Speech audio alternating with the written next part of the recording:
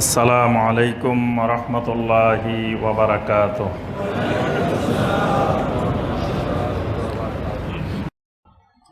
সূরা আল-আনকাবুতের 69 নম্বর আয়াতে আল্লাহ বলেছেন, ওয়াল্লাযীনা জাহাদু ফীনা লানাহদিয়ান্নাহুম সুবুলানা। যারা আমার রাস্তায় হেদায়েতের জন্য চেষ্টা করতে থাকে, লানাহদিয়ান্নাহুম সুবুলানা, আমি আল্লাহ তাদেরকে আমার রাস্তা দেখাই দিই, হেদায়েত দিই। সুবহানাল্লাহ। অবশ্যই অবশ্যই আমি বান্দাকে হেদায়েত দিই। তো এই যে হেদায়েতটা আল্লাহ কেমনে দেন? এলহামের মাধ্যমে। বান্দা চেষ্টা করতেছে যে সঠিক রাস্তা কোনটা, হক কোনটা আমি বের করব, আমি এটা খুঁজবো। তখন আল্লাহ রাব্বুল আলামিন ওই বান্দাকে এলহামের মাধ্যমে সঠিক রাস্তা দেখাই দিবেন।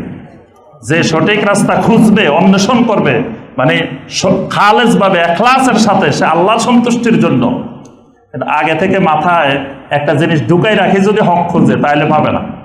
মানে সম্পূর্ণরূপে ইখলাসের ভিত্তিতে যদি কেউ হকের অনুসন্ধান করে, আল্লাহ পাক নিজেও ওয়াদা করছেন, লানাহদিয়ান্নাহুম সুবুলানা, আমি তাকে হকের রাস্তা অবশ্যই অবশ্যই দেখাই দিব। তা আল্লাহ কেমনে দেখাই দিবেন? এখানে সকল মুফাসসিরিন কেরাম বলছেন, আল্লাহ রাব্বুল আলামিন তার অন্তরে এলহাম করে দিবেন। আল্লাহ তার অন্তরে হক দেখাই দিবেন, ঢেলে দিবেন। সূরা আল কাহাফের ৮৬ নম্বর আয়াতে আছে যুলকারনাইন সম্পর্কে আল্লাহ পাক সেখানে বর্ণনা করছেন। যুলকারনাইন আপনার পৃথিবীর পশ্চিমে যেখানে সূর্য ডুবে সেখানে গেলেন, যেখানে সূর্য উঠে সেখানে গেলেন, আল্লাহ পাক সব ঘটনা বর্ণনা করছেন। তো সেখানে সূর্য যেখানে পশ্চিম আকাশে, যেখানে পশ্চিম দিকে ডুবে, লাস্ট মাথা, পৃথিবীর একবারে শেষ, সেখানে যাওয়ার পরে আল্লাহ পাক যুলকারনাইনকে বললেন, কুলনা ইয়া যুলকারনাইন, আমি বললাম হে যুলকারনাইন। তাহলে যুলকারনাইন কিন্তু কোনো নবী না, উনি একজন শাসক, দিনদার, সালেহিন, মুত্তাকিন শাসক, এবং আল্লাহ পাক তাকে সমগ্র পৃথিবীর নেতৃত্ব দিয়েছিলেন। যুলকারনাইন আলাইহিস সালাম, তাকে আল্লাহ পাক সারা পৃথিবীর নেতৃত্ব দিয়েছেন, এবং তার সাথে বড় একটা সম্পর্ক আছে ইয়াজুজ মাজুজের। কিয়ামতের আগে যে ইয়াজুজ মাজুজ বের হবে, সেই ইয়াজুজ মাজুজের প্রাচীরটা, তাদেরকে যেই দেয়াল আটকায় রাখছে, সেটা এই যুলকারনাইন আলাইহিস সালাম তিনি তৈরি করছেন। তো আল্লাহ পাক যুলকারনাইনকে বললেন, ইয়া যুলকারনাইন, হে যুলকারনাইন। আল্লাহ পাক যে যুলকারনাইনকে ডাকটা দিয়েছেন, কিসের মাধ্যমে দিয়েছেন? এটা এলহাম, এলহামের মাধ্যমে আল্লাহ পাক যুলকারনাইনকে দিয়েছেন। আচ্ছা, সূরা আল কাসাসের ৭ নম্বর আয়াত, ওয়া আওহাইনা ইলা উম্মে মূসা আন আরদিহি, আমি মুসার মায়ের প্রতি ওহী করলাম। মুসার মায়ের কাছে ওহী করলাম। তো মুসার মা কি নবী নেই? নবী না, নবী ছাড়া কি ওহী আসে নাকি? এই ওহী মানে আলহাম। মুসার মায়ের অন্তরে আমি আল্লাহ ঢেলে দিছি যে তোমার সন্তানের এইভাবে এইভাবে করে তুমি ছেড়ে দাও সাগরের মধ্যে। আচ্ছা, আপনার ওমর বিন খাত্তাব রাদিয়াল্লাহু তাআলা, এই হাদিসটা মুসনাদে আহমদের মধ্যে আসছে এবং সহিহ হাদিস। ওমর ইবনে খাত্তাব রাদিয়াল্লাহু তাআলা একদিন খুতবা দিচ্ছিলেন। খুতবার মধ্যে তিনি শত শত মাইল দূরে সেই সারিয়া রাদিয়াল্লাহু তাআলা, সারিয়াকে তিনি সেখানে এক অভিযানে পাঠিয়েছেন। সেই অভিযানে আপনার পাহাড়ের অপর পাশ থেকে শত্রুরা আসতেছিল। ওমর রাদিয়াল্লাহু তাআলা মিম্বরে দাঁড়িয়ে জোরে চিৎকার দিয়ে বলেন, ইয়া সারিয়া আল জাবাল, মানে ইয়া সারিয়া উনজুরিল আল জাবাল, হে সারিয়া পাহাড়ের দিকে লক্ষ্য করো, হে সারিয়া তুমি পাহাড়ের দিকে তাকাও। এই যে ওমর রাদিয়াল্লাহু তাআলা মসজিদে নববীর খুতবা থেকে এই আওয়াজ দিছেন, এই আওয়াজ কিন্তু ওই সারিয়া সেখানে শুনতে পেয়েছেন। সুবহানাল্লাহ। এবং তিনি আপনার পিছনের দিকে, পাহাড়ের দিকে যখন লক্ষ্য করলেন, তখন দেখতে পেলেন শত্রু বাহিনী ওই পাহাড়ের দিক থেকে আসতেছিল। তিনি যদি লক্ষ্য না করতেন, খেয়াল না করতেন, তাহলে ওই শত্রু বাহিনী আক্রমণ করত। এবং হাদিসের মধ্যে বাইনাহুমা মাসিরাতু শাহরিন, এদের মাঝখানে ১ মাসের দূরত্ব। মানে ওমর রাদিয়াল্লাহু তাআলা মসজিদে নববী থেকে বলছেন ইয়া সারিয়া আল জাবাল, আর উনি যেখানে ছিলেন সারিয়া, এটা ১ মাসের দূরত্ব। তাহলে ওমর রাদিয়াল্লাহু তাআলা এখান থেকে কেমনে দেখতে পেলেন? এই দেখাটা, এই জানাটা, এটার নাম হলো কি? এলহাম। এলহাম হক। এলহাম আরো অসংখ্য আয়াত এবং হাদিস আছে, কিন্তু এলহামের মাধ্যমে এমন কোন আমল করা যে আমল কোরআন হাদিসের খেলাফ, যে আকীদা কোরআন সুন্নাহর বিপরীত, আহলুস সুন্নাহ ওয়াল জামাআহ মনে করে ওইটাই হলো সত্য, ওই আমল করা যাবে না। কিন্তু বেদাতি যে এলহাম, এই এলহামটা হলো মানে আকীদার ভিত্তি, আমলের ভিত্তি, দ্বীনের ভিত্তি। অর্থাৎ কোরআন বিকৃতি করার ভিত্তি হাদিস বিকৃতি করার ভিত্তি। একটা ব্যাখ্যা দিল যে হাদিসের, যে এটা হাদিসের সাথে মিল নেই। বলা হলো যে আপনি এটা জানলেন কেমনে, এটা তো এখানে তো এই কথা বলা হয়নি। তো বলে যে না, তুমি তো এটা বুঝবে না, তুমি তো বাহ্যিক অর্থ বুঝছো, কিন্তু আমাদের বুজুর্গ তিনি এলহামের মাধ্যমে জানতে পারছেন এটার অর্থ এটা না এটা।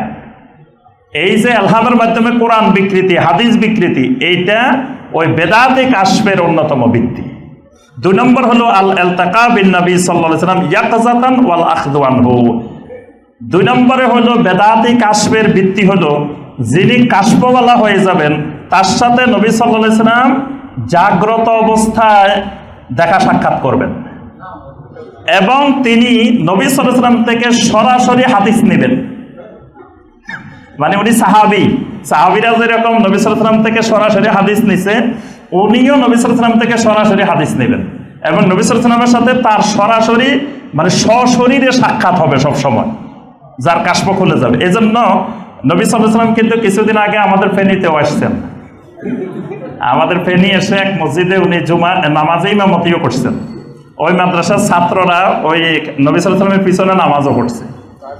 জি, তাহাজ্জুদ নামাজ নবী সাল্লাল্লাহু আলাইহি ওয়াসাল্লাম ইমামতি করছেন মসজিদে, এবং ওই পীর সাহেব ঘোষণা দিচ্ছেন যে আল্লাহ রাসূল সাল্লাল্লাহু আলাইহি ওয়াসাল্লাম আমাদের এই মসজিদে আসছেন, এখানে আমাদের ছাত্ররাও নবী সাল্লাল্লাহু আলাইহি ওয়াসাল্লামের পিছনে সালাত আদায় করছেন।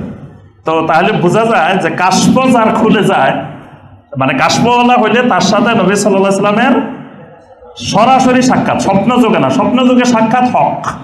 এটা যে কোনো মুমিন, যে কোনো ব্যক্তি নবী সাল্লাল্লাহু আলাইহি ওয়াসাল্লামকে স্বপ্ন যুগে দেখতে পারেন, এটা অস্বাভাবিক না, এটা সত্য বিষয়। নবী সাল্লাল্লাহু আলাইহি ওয়াসাল্লামকে স্বপ্নে দেখা যাবে এবং নবী সাল্লাল্লাহু আলাইহি ওয়াসাল্লাম বলছেন যে ব্যক্তি আমাকে স্বপ্নে দেখবে সেই যেন বাস্তবেই আমাকেই দেখছে, কারণ ফাইন্না শাইতানা লা ইয়াতামাসসালু বি, শয়তান আমি নবীর আকৃতি ধারণ করতে পারে না। তাহলে নবী সাল্লাল্লাহু আলাইহি ওয়াসাল্লামকে স্বপ্নে দেখা হক, কিন্তু নবী সাল্লাল্লাহু আলাইহি ওয়াসাল্লামের আসল আকৃতি শয়তান ধারণ করতে পারে না, কিন্তু নকল আকৃতি ধারণ করে শয়তান মানুষকে ধোঁকা দিতে পারে।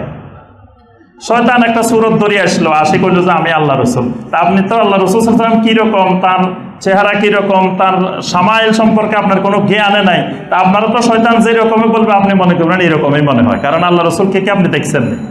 তাহলে শয়তান এইভাবে ধোঁকায় ফেলতে পারে, কিন্তু অরিজিনাল নবী সাল্লাল্লাহু আলাইহি ওয়াসাল্লামের মূল যেই শরীর, নবী সাল্লাল্লাহু আলাইহি ওয়াসাল্লামের যেই আকৃতি, সেটা শয়তান কোনোদিন ধারণ করতে পারবে না। কিন্তু নবী সাল্লাল্লাহু আলাইহি ওয়াসাল্লামের ওয়াফাতের পরে কিয়ামত পর্যন্ত কারো সাথে নবী সাল্লাল্লাহু আলাইহি ওয়াসাল্লামের সরাসরি দেখা সাক্ষাৎ হবে না।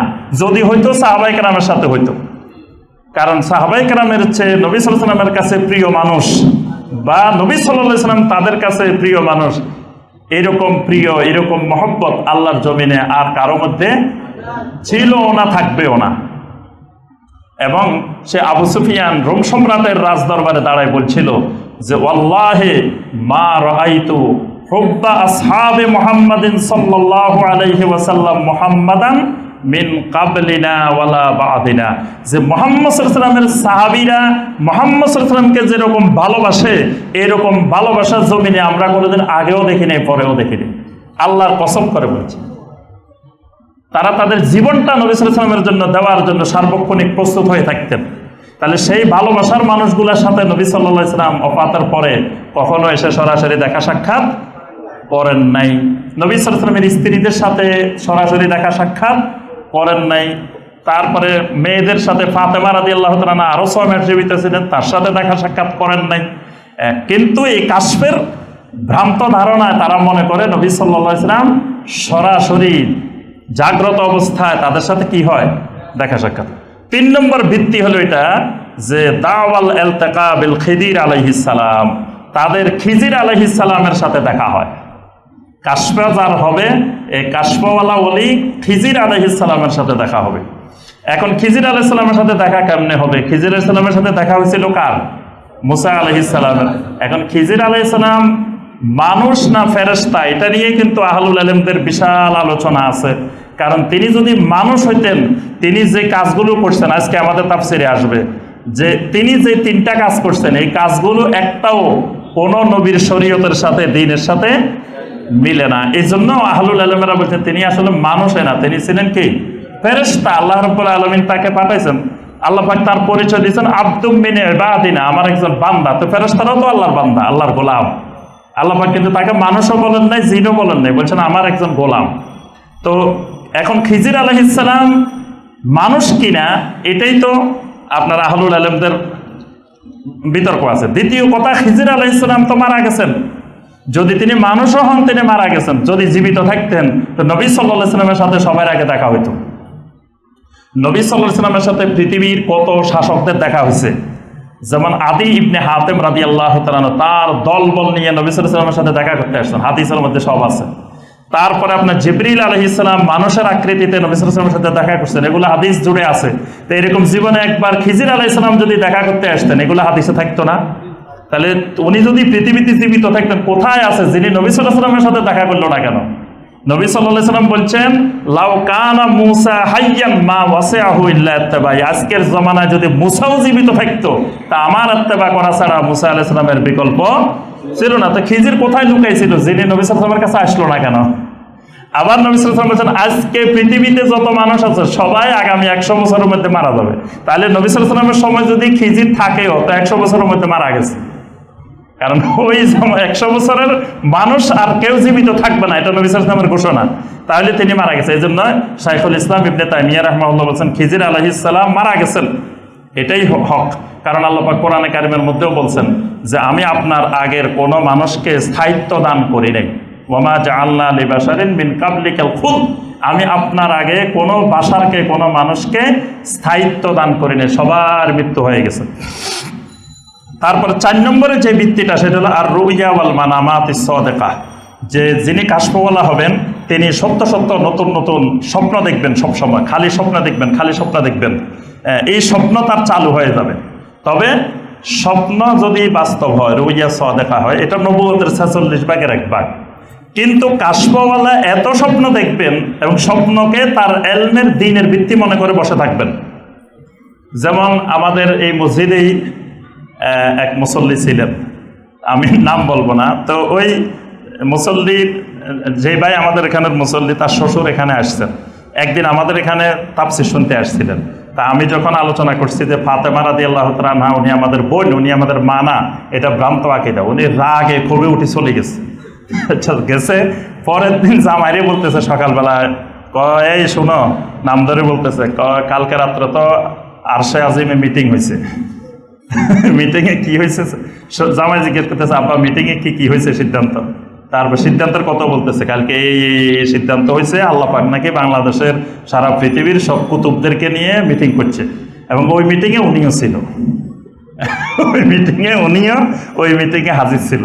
তাহলে দেখেন, মানে যার কাশফ চালু হয়েছে উনি এরকম খালি স্বপ্ন দেখবেন, খালি স্বপ্ন দেখবেন, খালি স্বপ্ন দেখবেন, এবং এক মুহূর্তের মধ্যে তিনি আফ্রিকা জঙ্গলে চলে যাবেন, এক মুহূর্তের মধ্যে আপনার মক্কা কাবা শরীফে চলে যাবেন, এক মুহূর্তে চোখ বন্ধ করে বরিশাল চলে আসবেন, এক মুহূর্তে চট্টগ্রাম চলে আসবেন।